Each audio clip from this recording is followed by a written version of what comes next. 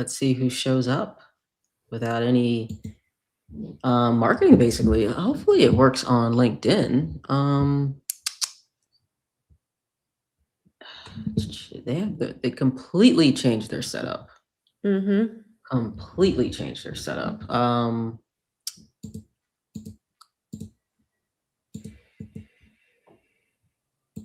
For those of you who are here now, we're having some technical difficulties today. Yeah, looks like LinkedIn changed their streaming setup. Um, it's not. Yeah, it's not even going live on LinkedIn. Wow, that's okay. All right, YouTube, we are here. Let's see who's here for YouTube. Only two people waiting, or hey, if you're here, post in the chat. Post in the chat where you are coming from, and in the meantime, I will figure out what's going on with LinkedIn. Looks like they've Yeah. switched up their streaming stuff in the past month or so. That's weird. Like, um,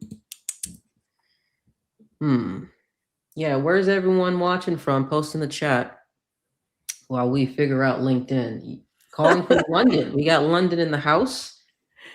We made Oh, history. Okay. Listen, we're starting off 2026 right. Let me figure out where's everyone else calling from. oh, we've got somebody on LinkedIn who can see and hear us. Really? Yeah, I'm seeing comments. Addison Grant, thank you so much for commenting from LinkedIn. Okay. Maybe it's me. Let's see. LinkedIn. I guess their back end looks weird. Then, like, okay, good. All right, LinkedIn.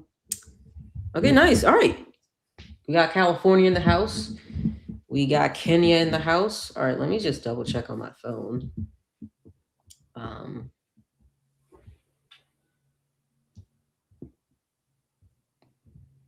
LinkedIn does not know what it wants to be. Okay, yeah, we're good to go on LinkedIn. Perfect. I guess I won't be able to monitor the chat specifically on LinkedIn then. It's a shame. All right. Where's everyone calling from? Post in the chat here. It might be we might have a low audience today, but you know what? That's fine. That is fine because all of you guys who are here, you're going to be able to ask us a lot of questions and we're definitely going to get to you today. Oh yeah, we might as well more Q&A. Yeah. It's like it costs about what, like $25,000 an hour to talk to you. So I think folks are getting like a discount. Bentonville, Me? Arkansas. Yeah. Bentonville, Arkansas in the building. Isn't that where Walmart's at? Bentonville?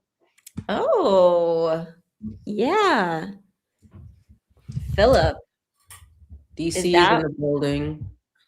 Yeah, I think that's I think that's our yeah, that's where Walmart is headquartered at. awesome? All right, DC is in the building.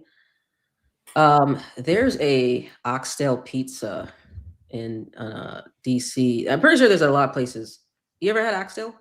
I have not. Do I'm they from sell? Wisconsin, Kadisha. I mean, I'm not from Wisconsin. I mean, okay. You have to get oxtail. Oxtail? Yeah. Does that even exist in Wisconsin? By the way, I haven't lived in the United States for the last 19 years, so I'm kind of bad at questions like this sometimes. Hmm. Do they have Jamaican Oxtail. restaurants over there? Not where I live. Hmm. Oh man, Philip has to leave. Darn. Oh, Oh, hey, he works for Walmart. Okay. you Nice. do. Okay, Okay, well, cool. he'll be back and watch the the recording. Yeah. All right, so yeah, we got Kenya, we got California, we have London's in the building. Okay. Listen, small crowd. Small crowds are the best crowds, in my opinion. So this is perfect. All right. There are tons of Jamaican spots here. Yeah, yeah, yeah. You're in DC. Um, absolutely. And let me know, have you, because you're in DC, have you had the oxtail pizza? You have to know what I'm talking about. You got to know what I'm talking about. The oxtail pizza is somewhere. There's a pizza. There's a place down there. I don't know where it's. I can't even remember the name of it. They have oxtail pizza. I've seen it. I've seen it on YouTube Shorts. Um, all right, y'all. Let's get Atlanta's in the building. Perfect. India's in the building. All right. It's 11 past. Listen, small intimate crowd here, which is great. Okay, we're gonna kick 2026 off right. And Emily, we have a great lineup of information today. So let's get started. What do we have on the docket? Today, we're going to talk about how to land your first role in tech in 2026. And you know what's interesting? Every year, it seems like, especially in the AI space, right? With AI, it's like there's always so much advancements that, you know, um, typical, typical advice even 7 months ago some may be outdated, right? So this is timely. We're not here to just recycle the same old, okay? Yeah, This ain't it. If y'all are here for the same old cookie cutter, same old stuff, you're at the wrong place. right.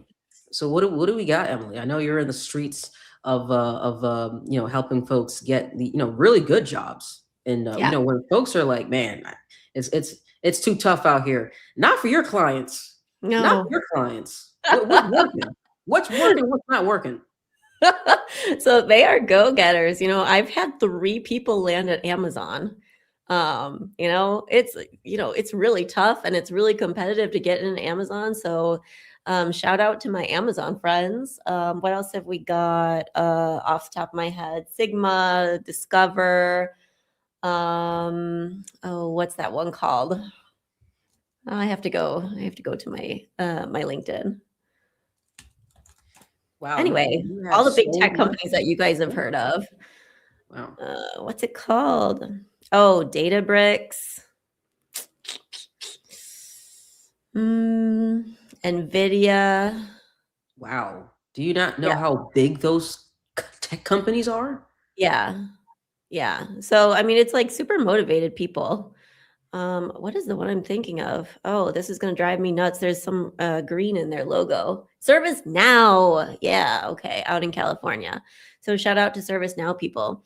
So definitely, the people that I work with generally tend to be very ambitious, tend to have a background either in data and are going into like any of the possible industries that are out there, which are all of the industries where data employees are needed, or their business for tech.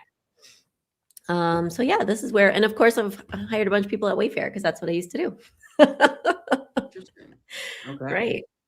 So that being said, the advice does continually change. However, I do feel like there are certain aspects that have been like true throughout the millennia, and I feel like there's like this one basic concept that is the same across the millennia.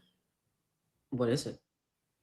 What you know, no, who you know is more important than what you know. Oh yeah. Having connections is super, super important in landing a job.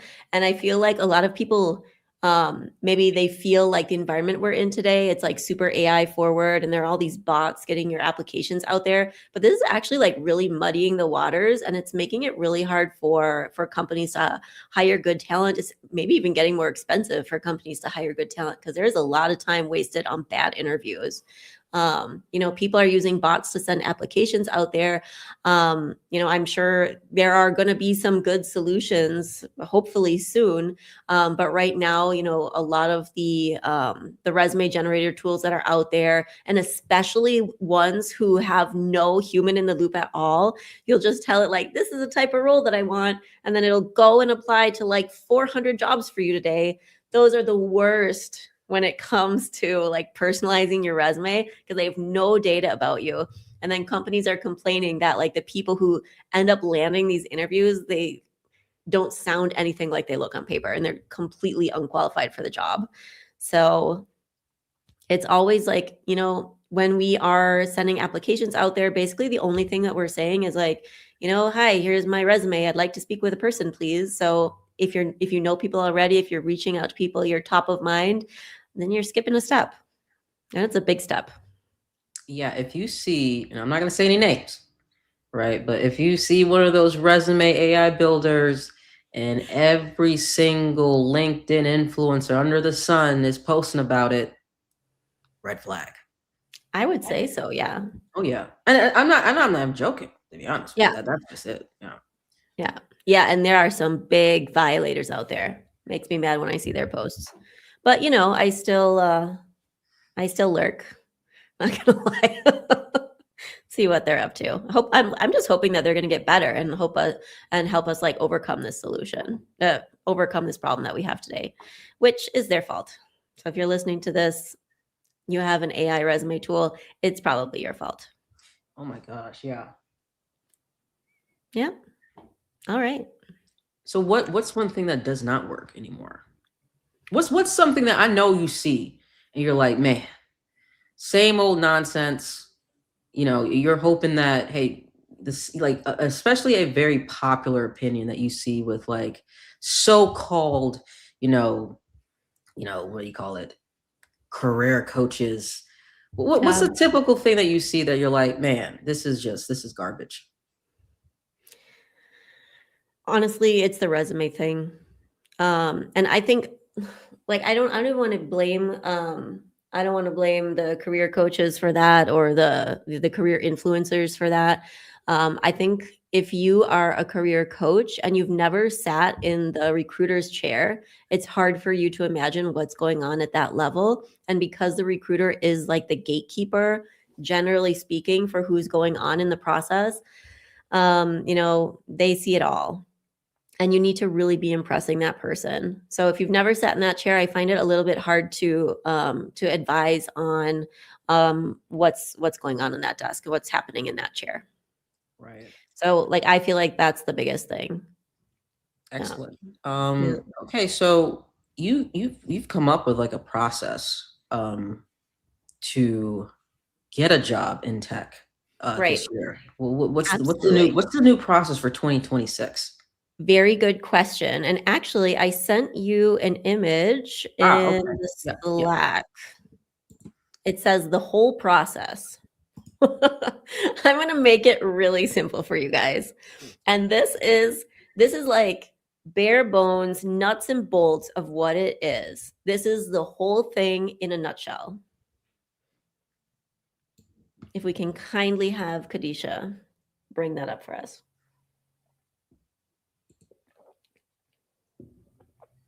You're going to laugh because you're going to be shocked at how few steps there are. And of course, I don't want to undersell how hard it is to get a new job, but this guys is literally the whole process. Number 1, give them what they want, and number 2, make yourself findable. Like this is what it comes down to in getting a job in 2026. And these two components were the same in 2025, they were the same in 2020, they were the same in 2000, they were the same in 1900. Hmm. And today, breaking it down a little bit farther, there are going to be, peculiarities of what's more important today than was, 5 years ago. But basically, this is and has always been the same. So, number 1, give them what they want. Number 2, make yourself findable. So, first of all, we're going to have to like ask ourselves, what do they want?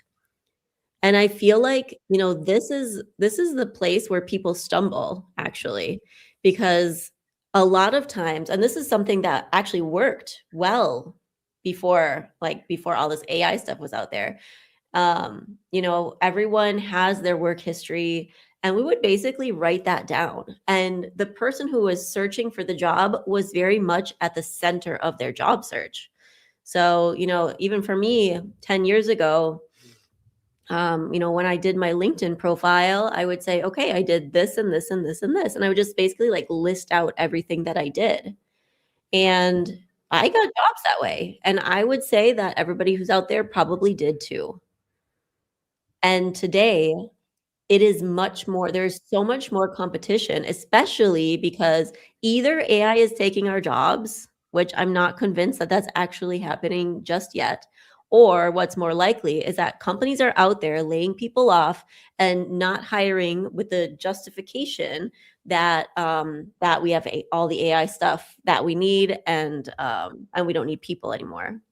And I feel like when it comes to like smaller companies, that is the case. Um, if you're small, you're agile, you can definitely make that work for you, but, like, at scale in a corporation, it takes so long. I had a client who worked in design, and if you wanna, like, change the color of something on a web page from, like, this shade of blue to that shade of blue because you AB tested it and that shade of blue performs better, I mean, it might be a couple of weeks before you can even implement that manual change. So, like, I have a really hard time believing that all these jobs are not out there because of AI. I feel like it's a cop out. So, because the competition is so high, because of these cop outs, because of uncertainty economically, globally, it's just a little bit harder right now to get a job than it has been in the past. And like honestly, we don't know where we're going from here. So now more than ever, it is really important to do your research beforehand and not just write out a list of everything that you've done in the past. Like we need to be much, much more tailored right now to what they want. Okay. And like, Um, yeah. when you say tailor to what they want, I know that there's folks who, um, when we did a like resume review the first time, I put Mhm. out a survey of like, hey, what are the things that, your like issues that you're having or current challenges? And people will say, they're not getting interviews despite like copying, pasting exactly the stuff in the job description in their resume. So when you say give them Mm, what they want, it's I think most people might think, oh, just maybe using AI or just copy and pasting or getting whatever's on the job description on their resume. yeah. Is that basically what you mean? Yes and no. So yes, I mean, I do want to see a great deal of what I want on your resume. However, right now I know that these resumes are highly customized and that you've probably got bots helping you write it or you're using ChatGPT or whatever. So a lot of times, when recruiters see a perfect resume, that might even be a bit of a red flag. Like if I see a bullet point was copied from the job description and pasted into the resume, am I really going to spend the time to interview this person? Like you literally pasted the bullet. That's a hard pass for me, to be honest, because I'm going to assume that you aren't the person who necessarily wrote this. Maybe AI did it. So when I say give them what they want, like it has to always be true and it has to relate to your past.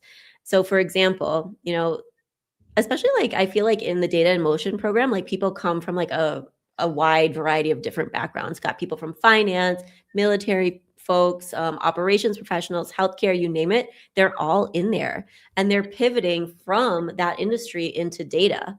And they didn't have a data analyst role in the past, which is why they're joining the program. Like that's their aspiration, that's their goal, and um, recruiters and hiring managers are going to see that they have a different background.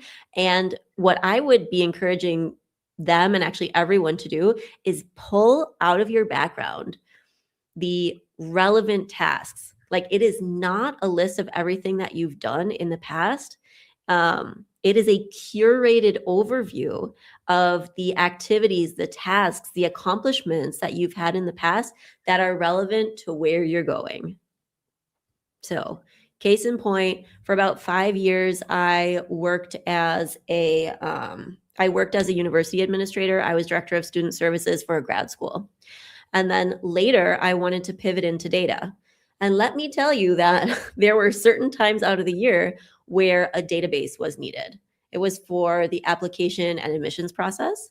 And because we were so lean, we had 3 people on the team, and I was the most technically inclined at the time. And I was the one who every year would set up that database. And I, through various experiences, one of which recruiting for BI at an e-commerce company, I grew a love for data. And then when I went out and I started to do, my own data research and like learning SQL and learning Tableau, I realized that, even though 90% of the year I was just I was just supporting the students. I was helping them with their visas if they were international students. I was doing like some sessions for them, and that, like, I don't know, 5% of the year I was dealing with this admissions process, and that is so relevant to my work as a potential data analyst. So when I was applying for data analyst roles, that was what I put top of my resume and top of those experiences, because that was what they want. I have that experience before, and that's what they're going to want to see. So even if you did something that was 5%, 10% of your tasks, you can confidently put that front and center. That is literally giving them what they want. It is truthful. It wasn't maybe, the bulk of your tasks, but it's the most relevant. Yeah, I think people like they'll underestimate or undersell their experience because they didn't have the title of an analyst, even though when you think about it, literally it's a really great exercise to really think about the stuff that you did, the stories, because you'll realize and pull out, well, wow, yeah, I'm actually I got some analyst skills bringing it to the table. I've been doing it. So Right. yeah, that's please upload this. I gotta go back to work. Let's see, Manuel. We're gonna upload it. It'll be here when you get back. Have fun at work. We'll see Um, you later. yeah, for sure. Like, and I think that's one of the most important parts of the transition process because, and it's honestly, oh, look who's in the chat. Look who's in Pedro, the chat. Pedro, get in here right now. Pedro's supposed to be up here. Okay, Pedro, I am sending you a link to this stream right now on LinkedIn. If you don't join us, I'm going to be mad. Um, so that's like one of the most important, the best things in my opinion of like working with people that um starting off with like getting their confidence boosted. Like it's not like you should be doing and learning the skills with confidence because it's going to be hard. I mean, when you bump your head with SQL, whatever. But if you understand you're already coming to the table and coming into this new career already with relevant skills and experience, it's going to be a much better, in my opinion. It's almost like, I don't know, it's like, just walking confidently versus like walking with your head down. You can walk the same path, but the travel will be completely different. Um, Absolutely. And today, on the topic of like landing your first job in tech, I feel like everyone in general has a bit of imposter syndrome. But even some of the people that I talk to from Data in Motion, they'll use language like, "Oh, in my last job, I only used Excel." And they'll really like minimize their experience, or, "Oh yeah, I only wrote reports, once a month." And what I'm hearing is, you wrote reports once a month. You used Excel. You reported to the C-level. So I feel like the confidence that you feel when you frame that in a positive light, and also, hi Pedro.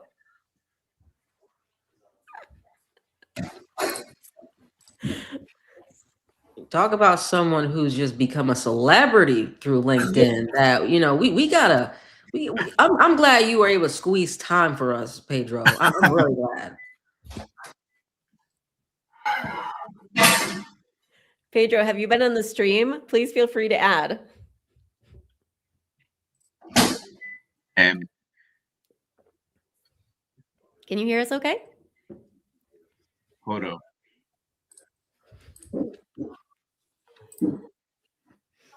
Give me 1 second. Let me do this. Can you hear me? Yeah. Can y'all see? Am I like really seeing you right now? Because a minute ago I was like hearing two things. Yeah. Looks good to me.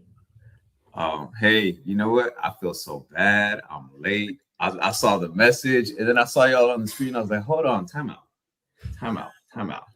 Let me go ahead and comment real quick and see what they're talking about. And look, when you called me when you said give the people what they want, my heart right there. Like, yup, give them what they want. Yeah, exactly. Oh my goodness.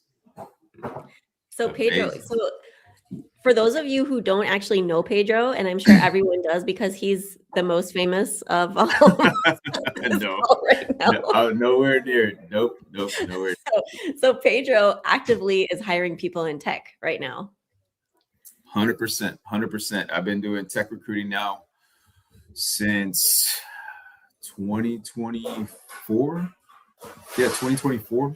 And so haven't been able to make some of these sessions. I was doing some school stuff, doing some other projects, but I'm so glad that I caught you all on here right now because I was flipping through. I jumped on there. I was like, hold on, time out.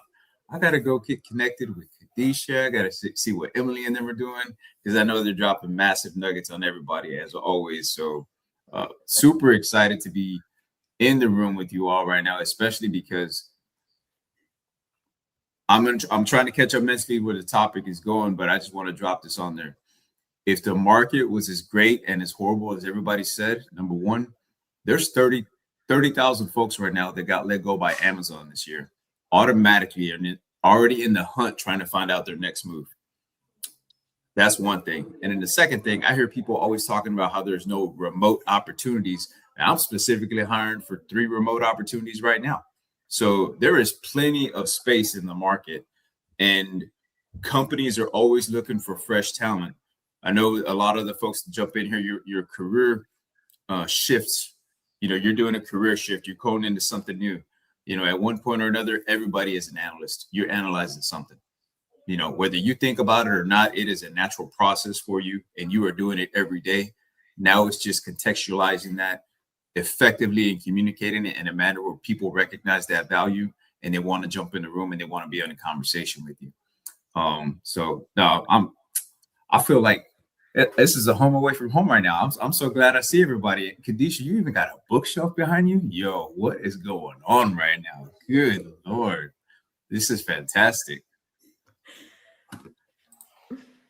Well, Pedro, I have a specific question for you because I made Okay. this slide here for our audience today, and we haven't gotten to this point yet. Okay. So we're talking about, getting a role in tech for the first time. And we've Ooh. been talking about people, obviously pivoting into tech because of Mhm. that. And I have here one, see, is there a skills gap? Assess whether there's a skills gap. So Mhm. I wonder, like, from the applications that come across your desk and the positions that you're hiring for, Yeah. what is the state of the union right now when it comes to people from non-tech backgrounds landing jobs in tech? You know, it's that's a great question because I actually had a conversation this morning with someone who is going through that at this particular time, right? So the skills gap. He and I were talking, and the thing that came about this topic and in the conversation was that anybody who's a career changer who's getting into tech, you have skills that are new, but your experience and your value is not. Your experience and your value can still mean something if it's set up correctly inside a resume, but also through a relationship. He learned real quick that he's got some major skills that he can use. And while they may be fresh, and some folks are like, hey, they're not battle tested yet because they're still needing to be applied for an organization. His value and his experience that is behind those skills that can also add more to his ability to make a difference and an impact with the company, it's real. But it's how you position it. It's how you set yourself up to somebody who's going to introduce you to the person during the hiring, and more so looking at your resume. So really, the gap, and if you want to call it a gap because someone is saying you have never really officially used your skills because they're from a lab or they're from a school, and you're kind of waiting for the opportunity to break through so that you can do it for somebody in real time. I know Khadisha mentioned it a long time ago.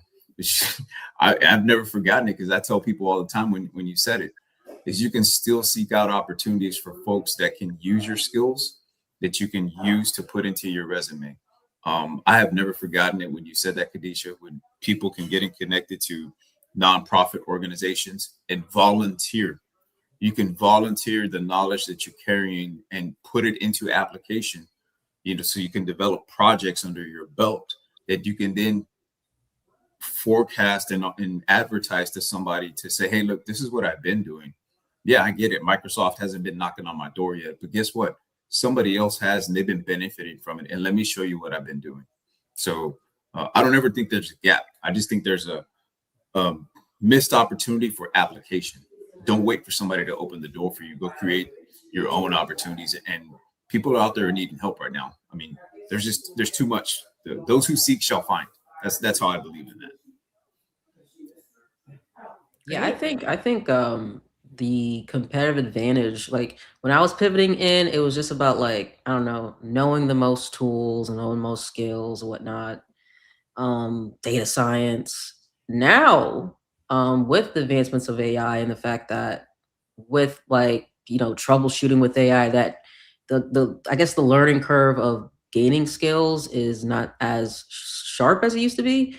I feel like the competitive advantage of 2026 for everybody is experience. So if you're a career pivoter, that's like a big thing. If you're like fresh out of school, you gotta, it's like no one cares about like the paper anymore. Like, come with that experience. So like creating your experience without like with like, volunteering at nonprofits, anybody can do that. Like, you don't gotta wait for it. And these folks, like, they'll be so happy and grateful for your work, you know.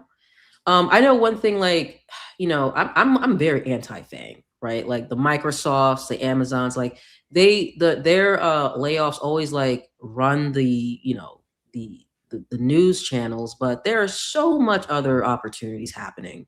Like that's just like not, I don't know. I feel like that's cyclical at this point, for them at least. But yeah, I think experience is the competitive advantage in this post AI era. Not any more of like certifications and whatnot anymore. Um, I agree with you on that. I mean,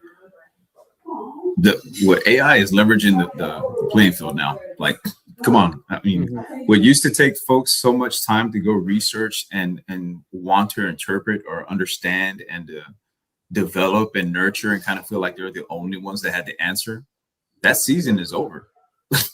I mean, I could easily go into an AI tool and application right now, and while I may not be a certified analyst or understand how to utilize something, I can go in there and get code if I need it. But it take me a little bit longer to really grasp how to build something for someone else. So yeah, that's where the experience comes in. But to find the answer, that's not a problem no more. So yeah, I love what you're talking about with the experience piece, Khadija, because that is so true. It's that is the advantage. Mm, And on top of absolutely. that, so sorry. Yeah, I was just gonna add, like, on top of that, the interpretation. That's one thing that like AI can't replace. So like I've been in conversations lately where three different people can look at the same can look at the same numbers, look at the same spreadsheet, and have three different like takeaways. So that strategic thinking, the decision making, that all is still like necessary, and that is not something that you want to give to a computer. But in terms of like cleaning or whatever, quicker. But in terms of like really being that strategic partner, that is really where like the moat is, in my opinion.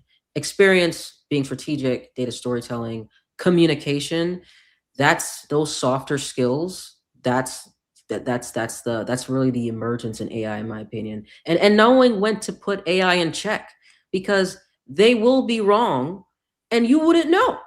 Mm, You just be like, it'll literally just gladfully take you on the wrong direction.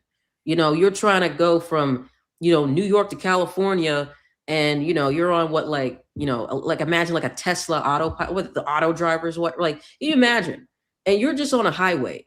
It says you're going to California, but no, you're going to Texas, but you wouldn't know. mhm. You're just, yeah. So you gotta know, you gotta be able to be like, hold on, this is Tennessee, right? We're this ain't, you have to be awake. Like you cannot let it be your pilot. It has to be your co-pilot, and yeah. So rant over. Absolutely. And I think, along the lines of what Kadisha was saying about certificates and things these days, something that I always tell my job seekers is that, companies are going to care much more what someone has paid you to do in the past than a certificate. So, and paid, let's say in quotes, speaking to Pedro's point about making those experiences happen for you, internships are a thing. So if you did work for a company, you don't need to necessarily be writing down on your resume whether you were paid or not. It is work experience if you've done work for a company. So if you've got that under work experience, it is work that you did, whether you received a paycheck for it or not. That's more important to me than Google Data Analytics certificate. So Everything's more important than that. Kadisha hates on the Google Data Analytics certificate, but I was about to get one. No, no, No! no. I remember. Listen, no one seems to remember this. Google came out with some it was something where they're like, oh, they're removing the bachelor degree requirement for hiring. And then Mhm. all of a sudden these certificates came out. And then people literally thought that, wow, we're going to put all this time into it because they want to pivot into the career and they're going to actually get like a bunch of jobs. Like they'd be like completely job ready. And it just wasn't. So it was like that disappointment and that I'm not sure if it was intentional, but it's Google. So I think that's where my frustration is like the people that is like the disappointment that comes from like thinking this is gonna be like this is all you're gonna need, right? And then heck, when you finish learning R and you're realizing ain't no one asking for that, that sucks. Exactly. Yeah. But although, along those same lines, a couple years ago, maybe 3 years ago now, I did the Google Data Analytics certificate because I recognized that I had that data experience in my past. I had used data to improve processes in the systems, processes and systems in the previous work that I had done without even realizing it. And I just didn't have the language at that time to talk specifically about what I was doing, even though like I was the best person in the entire, grad school, university, international office administration with Excel. Didn't matter because I didn't know how to talk about it. And then later, when I worked as a recruiter, I learned the lingo for that. And then I realized, oh, I've done all of that stuff before. And then who already had degrees, did the Google Data Analytics certificate. And with the experience that I had as a recruiter, I realized I've done this stuff at a university before. Now I know SQL. I know a bit of R. I can visualize stuff with Tableau. If I go and apply to these roles at universities, there's a chance that I'll get the job. And 2 offers later, it was difficult for me to accept those offers because they were inside of the US and I was living outside of the US. But I got 2 offers doing that. And the difference is that, I did already have that experience behind me. I did already have a degree, and I leveraged very heavily the experience that I had in higher ed. So you leverage the experience and you stuck in it was like a lateral pivot, basically, like you stayed in the same industry. Yeah. Exactly. And for anybody who is looking for their first data role, I would definitely recommend that you leverage that industry experience. And whatever it is, I was chatting last month on my podcast with the with the managing director of the market data department at the German stock market because I used to live in Germany. And he said, even it's valuable if you want to go and work in data at a credit card company, you're a person who's used a credit card before. That's even like something that basic understanding of a product is something that can help you move the lever when you're looking for a job. Gives you something to talk about in the interviews. You already have a basic understanding. You could already apply maybe I don't know, at least 20% of the industry knowledge that you'll need to do that job. Like you already have it because you're a consumer of that product. Interesting. Yeah. Yeah, that's so true. Yeah. I would like to talk about making yourself findable. Yes, especially for folks who are introverts, anti LinkedIn, or maybe haven't like opened up LinkedIn in years, right? How do we become findable? I think the best person to answer this is Pedro Oh because he's yeah, a 'cause he's out there. he's He's out out there. there. Yeah. Give it to us, Pedro. Yeah, I almost feel like the Where's Waldo moment right now. Like it's your turn, right? So, um, you know, it's it's wild because the process always seems like it's so tough to get started, and in reality, the first part is really the hardest part, and that hardest part is just actually doing it. Just how do you make yourself findable, right? So the first thing, obviously, I love what you have on here, Emily. Align yourself to the market.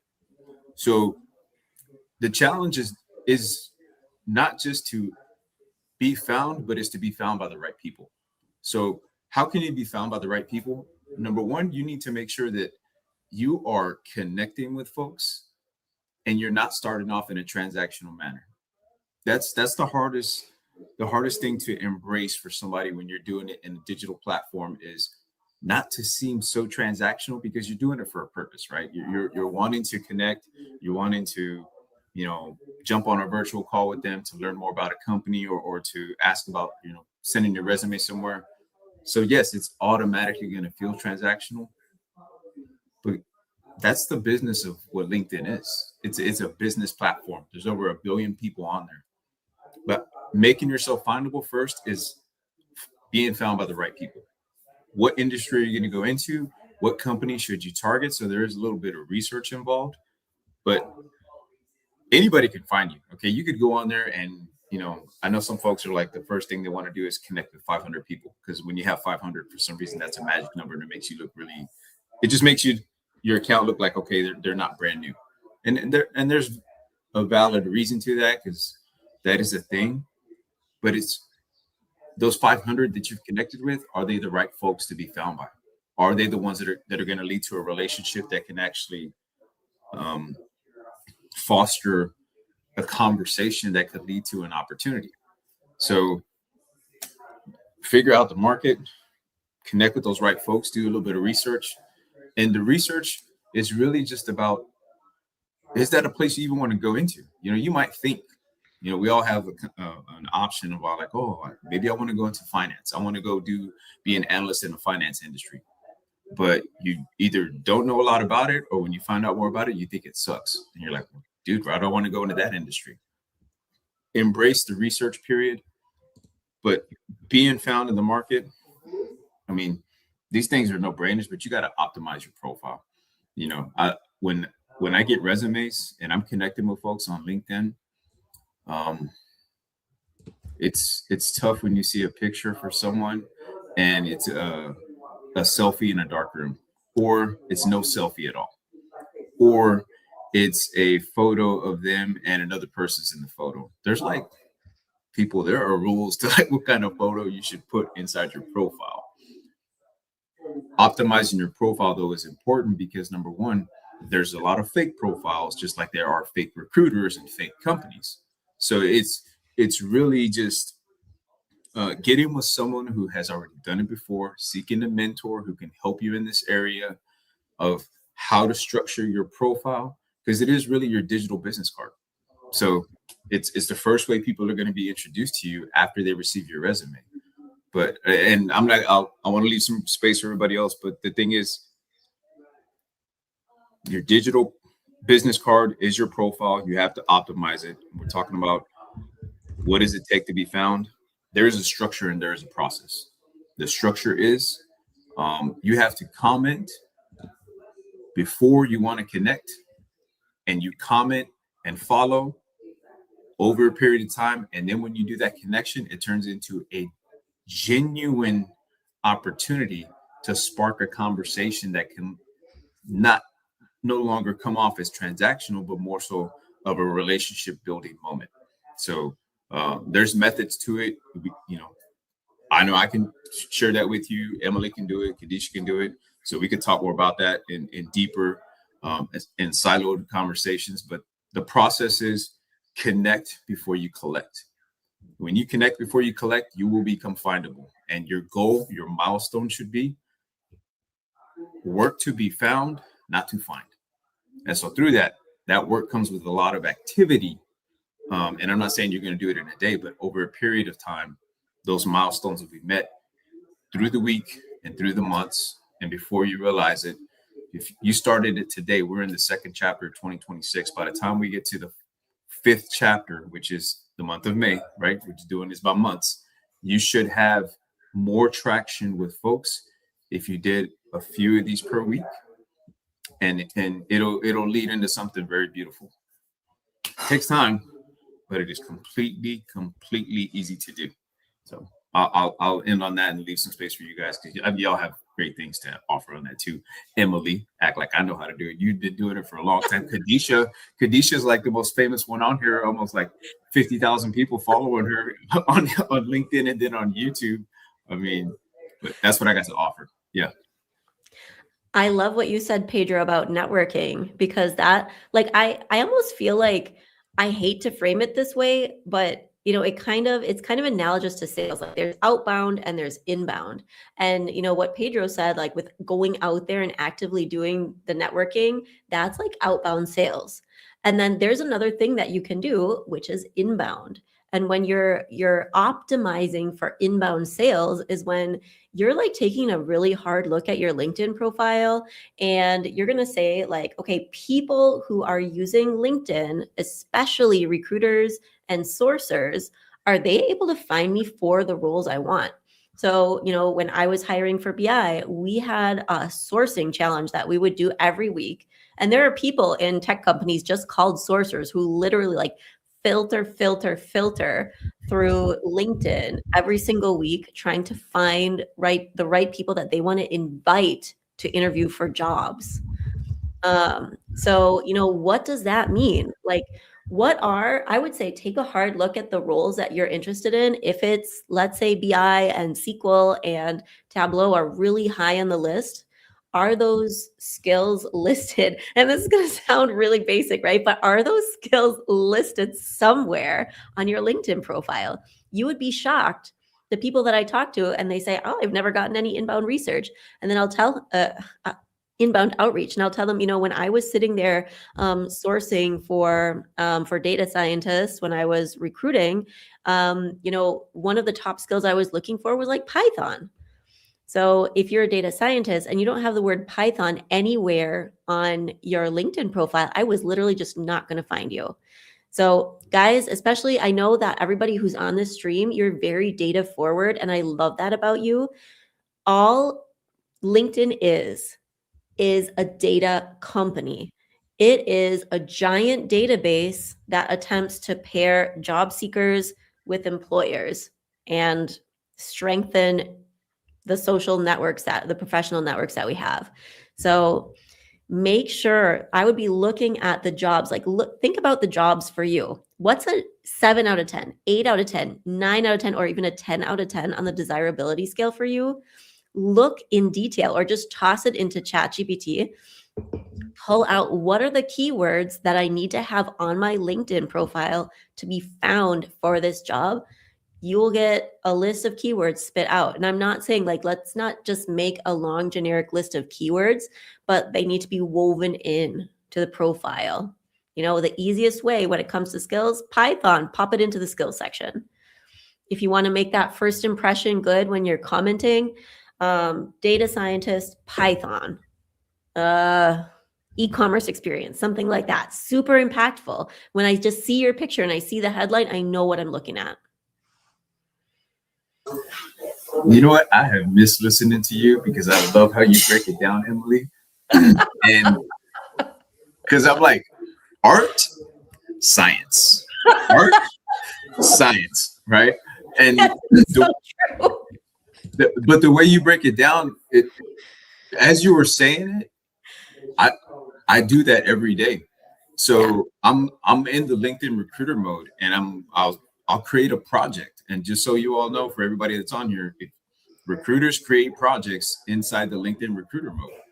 And those projects, when I start to begin to look for the skills, the keywords, items that are needed and desired per the requirements of the client that I'm serving, I'm putting all those things in there. I'm looking in different regions. I'm building this whole filter, right? And then through that filter, all these profiles will populate. And it is like so wild how a certain word, if it's not in a profile, I can miss out on a great candidate. I can miss out on sending a fantastic message to somebody to, if anything, just drop them a message and say, hey, look, you have a fantastic amount of XYZ inside your profile. I love what you've been doing for this company. February might be the shortest month of the year, but it's never short of opportunity. Would you be against the conversation? And so, yeah, if it's not listed on there, nobody's going to see it. So, yeah, extremely important for the way you did it. That's art, science. I love it. Yeah.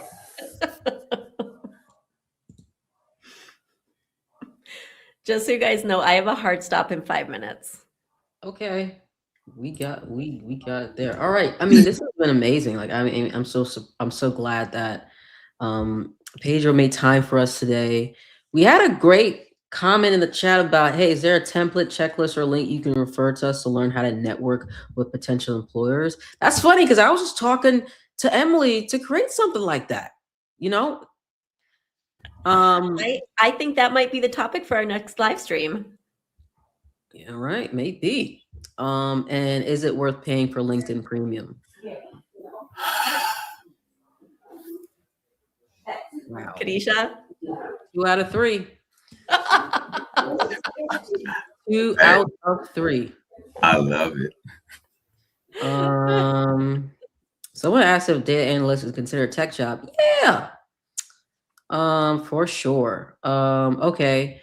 Emily, listen, folks got a free consulting session because it costs like literally $2,500 to talk to you, like an hour. That is not true. It does not cost that much to talk to me. Yes, although it does. That is basically the value you get from our conversations. No, the value is like what? 30,000. Well, I mean, honestly, like sometimes it's totally crazy. Like if people go and implement, like we had somebody on Data in Motion, we had a couple of chats. She implemented from day one something that I said in like the first session, and the third session was about interview skills. And I was waiting for her because she was so involved and she was so active in the chat. And I was like, oh, I'm really looking forward to having her in this session. And she told me before the session, I'm not joining because I just did what you said in the first session and I landed a job. It was in 2 weeks. Kate is a superstar. So there are people who implement and people who don't. And Kate implemented and she got her money's worth. Period. Mm-hmm. We need to have a Q&A with Kate tomorrow. She's been busy. I would love that. Working. She's been busy working. Kate's busy. Kate's not here because Kate has a job. Yeah. Yeah. I guess we don't have real jobs, I guess. All right. Is it okay if I shamelessly plug? Actually, I would like to make a world first announcement right now on Kadisha's stream. Is that okay? Are you guys ready? I'm ready. What is going on? Kadisha has very kindly pulled up this QR code, which I assume leads to, I didn't even, oh man. Oh God. I really wish, Kadisha, I did not send you my other graphic, did I? No, you just sent me the Stripe link. I was like, okay. All right, hang on. Oh. Dun, dun, dun. Absolutely. Yes. Follow the road. Bam. Guys, I have been scratching my noggin over here thinking how I can get my services and my science out to more people at once. And I have come up with something great. I am really excited about this. A program I'm calling Built to Hire. So as Kadisha mentioned, it's super expensive to work with me because I'm awesome. And until now, I have been offering one-on-one coaching, which some people, when it's job search time, money's a little bit tight. And it's a really critical moment to be able to implement, follow processes, have something that you know week to week what's going on, how to approach it, how to market yourself, how to outreach. And I have come up with a cost-effective solution. So I am going to be offering 2 weeks from now, I am going to be offering group sessions at a very attractive price point, especially for the first 20 people who join.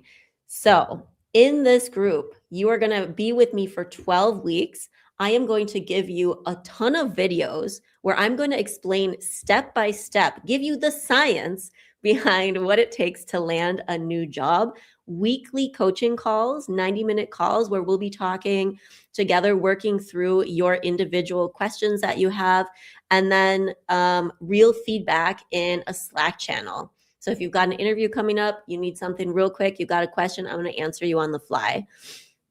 So it's going to cover the whole process, basically, for people who are interested in data or business for tech companies. So if you're a marketing person, you're looking to land at maybe not Amazon right now, but companies like Amazon, then definitely these are the people that I am looking to work for and who will get the most out of working with me. I will teach you about how to align yourself with the market and then how to execute everything from your resume, your LinkedIn profile, networking, strategies. I've got templates. I'll teach you how to make a custom GPT so that you can get really honest, accurate, and well-aligned resumes out on a weekly basis to companies that you're cold applying for. And of course, we'll be networking like it's nobody's business. So hopefully you won't have to do that anyway. And the QR that Kadisha made is, if you want to be a founding member, you can join me right now for the low price of $500 for the first 20 people who join for 12 weeks. So you'll have 12 chats with me. Amazing price point. I have to admit, I love people who take a leap and believe in me and know that I'm going to be listening to you guys so intently to make sure that I give you the absolute best for your money. So be among the top, the first 20, and let's make it happen. It's launching 2 weeks from now. If you want to be in the first 20, the link is up. You can secure your spot by making your way over to the link, and you'll get an email from me once you do. And if you have any more questions for Emily about it, connect with her on LinkedIn. It looks like Pop Music has some questions. Might deserve a talk or two. Right. Yeah. Send me a message over on LinkedIn. If you search for my name, Emily Nelson de Velasco, I am the only person in the world with this name. I'm going to be top of that results list. So thank you so much for that. Send me a message over on LinkedIn. We'll talk about it in a little bit more detail. And I would love to send the actual link and not just the QR. I don't have access to the chat for some reason. I sent it to you in the Slack, Kadisha. Okay. All right.